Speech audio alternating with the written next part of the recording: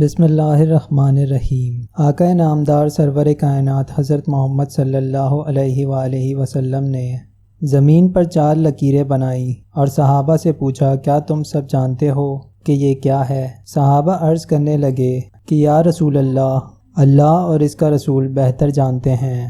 پھر نبی کریم صلی اللہ علیہ وآلہ وسلم نے فرمایا کہ جنتی عورتوں میں سب سے افضل خدیجہ بنت خویلد، فاطمہ بنت محمد، فرعون کی بیوی آسیہ اور عیسیٰ کی والدہ مریم بنت عمران ہیں۔ ناظرین، بے شمار عورتیں اللہ پاک نے پیدا کیں، لیکن آج کی ویڈیو جس ہستی کے بارے میں ہے، اس کی شان قرآن پاک میں یوں بیان ہوئی ہے، اور اللہ نے ان لوگوں کے لیے جو ایمان لائے ہیں زوجہ فرعون کی مثال بیان فرمائی ہے۔ حافظ ابن حجر عسقلانی لکھتے ہیں کہ مصر کے شاہی خاندان کے بادشاہ ریان بن ولید، جو کہ حضرت یوسف کے دور میں تھے اور ان پر ایمان لائے تھے، ان کی پوتی بے حد حسین و جمیل تھی جن کا نام آسیہ تھا، اور نسب کچھ یوں بیان ہوا ہے: آسیہ بنت مزاحم بنت عبید بن ریان بن ولید۔ جب رامسس دوم شاہ مصر بنا تو اس نے تخت سنبھالتے ہی لوگوں کو عیش و عشرت میں ڈال دیا۔ اس نے یہ فرمان جاری کیا کہ آج سے سارے اسرائیلی قبطیوں کے غلام ہیں۔ چنانچہ اسرائیلی غلاموں کی لسٹیں بنا کر ہر ایک گھر میں ان کو نوکری پر رکھ دیا گیا۔ فرعون مصر لڑکیوں کا بہت شوقین تھا۔ اس کے تخت شاہی پر بیٹھتے ہی اسرائیلیوں نے اپنی لڑکیوں کے گھروں سے باہر نکلنے پر پابندی عائد کر دی۔ فرعون نے بھی حضرت آسیہ سلام اللہ علیہا کے حسن کے چرچے سن رکھے تھے۔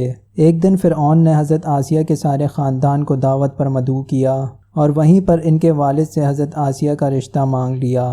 حضرت آسیہ کے والد نے انکار کیا تو اس نے دھمکی دی کہ تمہارے سمیت تمہارے سارے خاندان کو اس محل سے باہر نہ جانے دیا جائے گا، سب یہیں پر قتل کر دیے جاؤ گے، اور تمہاری اولادیں بھی اسرائیلیوں کی طرح غلام بنا لی جائیں گی۔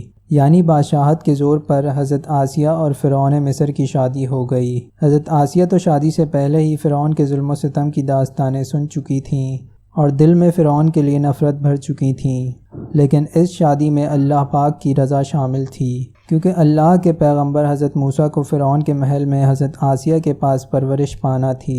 حضرت آسیہ، جو کہ حضرت یوسف کی شریعت پر عمل پیرا تھیں اور ایک خدا کو ماننے والی تھیں، شادی کی پہلی رات ہی جب فرعون کمرے میں داخل ہوا تو دیکھا کہ اس کی بیوی آسیہ اللہ کی عبادت میں کھڑی ہیں۔ ناظرین، یہاں یہ بات بتاتے چلیں کہ حضرت آسیہ سے شادی کرنے تک فرعون نے خدائی دعویٰ نہ کیا تھا، کیونکہ فرعون حضرت آسیہ کی محبت میں گرفتار تھا، تو وہ پہلی رات سے حضرت آسیہ کے ناز و نخرے برداشت کرنے لگا۔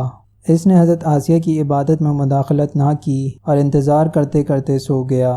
اس طرح اللہ پاک نے حضرت آسیہ کو فرعون کی صحبت سے محفوظ رکھا اور وہ آپ پر قادر نہ ہو سکا۔ بعض روایات تو اس طرح ملتی ہیں کہ جب بھی فرعون حضرت آسیہ کی خلوت گاہ میں داخل ہوتا تو حضرت جبرائیل علیہ السلام فرعون اور حضرت آسیہ کے درمیان ایک پردہ حائل فرما دیتے، جس سے وہ ساری رات پرسکون سویا رہتا۔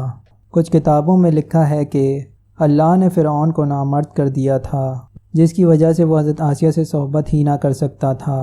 ان سب کے باوجود فرعون اپنی بیوی حضرت آسیہ سے بے پناہ محبت کرتا تھا۔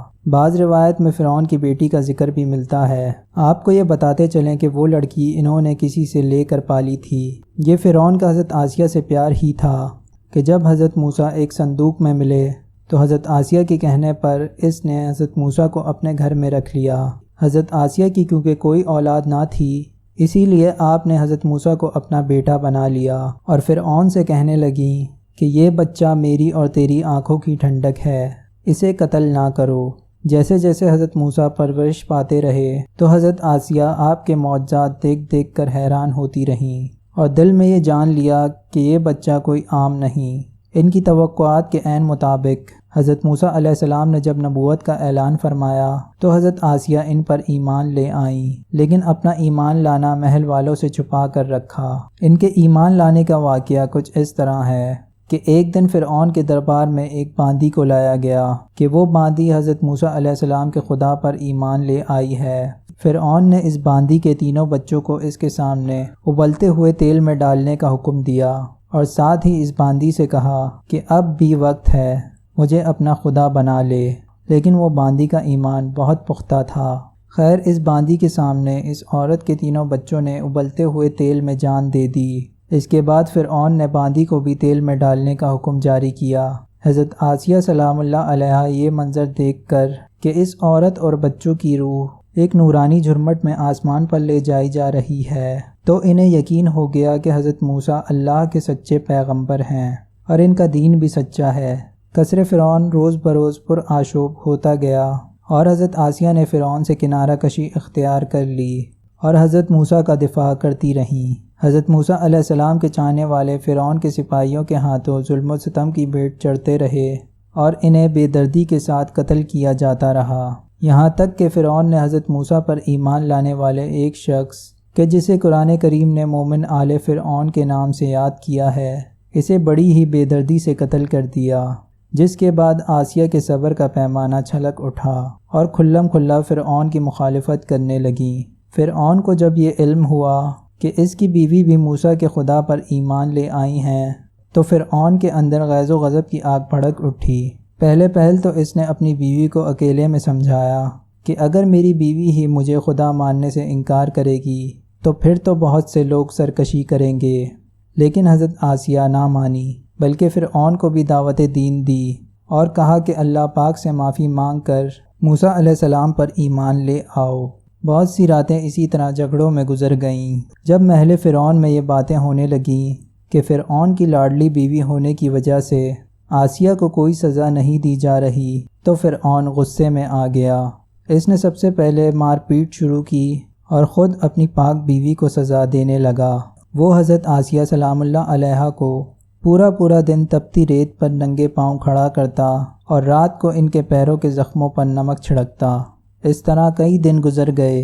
جب فرعون کو یہ یقین ہو گیا کہ اب حضرت آسیہ کو وہ حضرت موسیٰ کے دین سے منحرف نہیں کر سکتا، تو اس نے اپنی بیوی کو سخت سزا دینے کا فیصلہ کیا۔ حضرت آسیہ سلام اللہ علیہا کے چاروں ہاتھوں پیروں میں لوہے کی کیلیں ٹھوک کر چاروں کونوں میں اس طرح جکڑ دیا کہ وہ ہل بھی نہیں سکتی تھیں، اور بھاری پتھر آپ کے سینے پر رکھ کر ان کو ریت پر تپتی دھوپ میں لٹا دیا اور ان پر پانی بھی بند کر دیا۔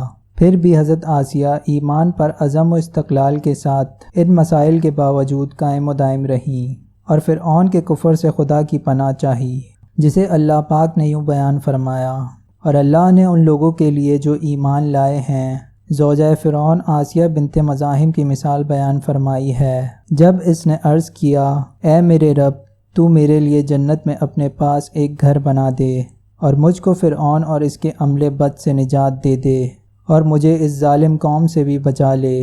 ایک روایت تو یہ ہے کہ فرعون نے حضرت آسیہ کی خال اتروا دی اور پھر ان پر چٹان کو گرا دیا۔ اللہ اکبر۔ زیادہ تر مفسرین روایت کرتے ہیں کہ جب حضرت آسیہ کے ہاتھ پیر میں کیل ٹھوک کر باندھ دیا گیا تھا تو جب ہی ان کی روح پرواز کر گئی تھی۔ آپ کا مزار پر انوار مصر میں ہی واقع ہے۔ ناظرین، حضرت آسیہ کا اپنے ایمان پر قائم رہنا آج کے تمام مسلمانوں کے لیے مشعل راہ ہے۔ خاص طور پر عورتوں کے لیے یہ درس ہے کہ عورت کے اندر بھی اتنی ہی طاقت موجود ہے کہ وہ ہر طرح کے ظلم و ستم کے آگے پہاڑ بن سکتی ہے۔ اللہ پاک سے دعا ہے کہ وہ ہم سب کی بے حساب مغفرت فرمائے اور ہمیں نیک بندوں کی راہ پر چلنے کی توفیق عطا فرمائے۔ آمین۔